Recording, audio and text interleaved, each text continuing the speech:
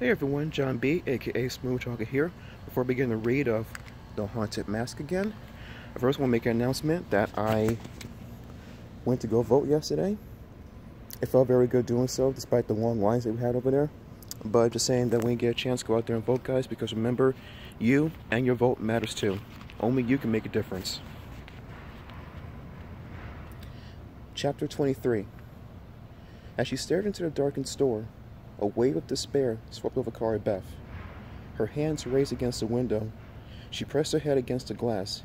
It felt cool against her hot forehead, the mask's hot forehead. She closed her eyes. What do I do now? What am I going to do? It's all a bad dream, she murmured out loud. A bad dream. I'm going to open my eyes now and wake up. She opened her eyes. She could see her eyes, her glowing orange eyes, reflected in the dark window glass. She could see her grotesque face staring darkly back at her. No!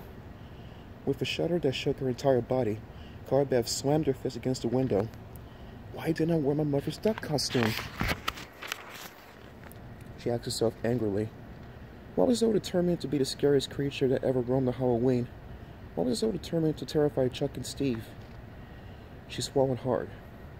Now I'm going to scare people for the rest of my life. As the bitter thoughts rolled through her mind, Cara Beth suddenly became aware of movement inside the store. She saw a dark shadow roll over the floor. She heard footsteps. The door rattled, then opened a few inches.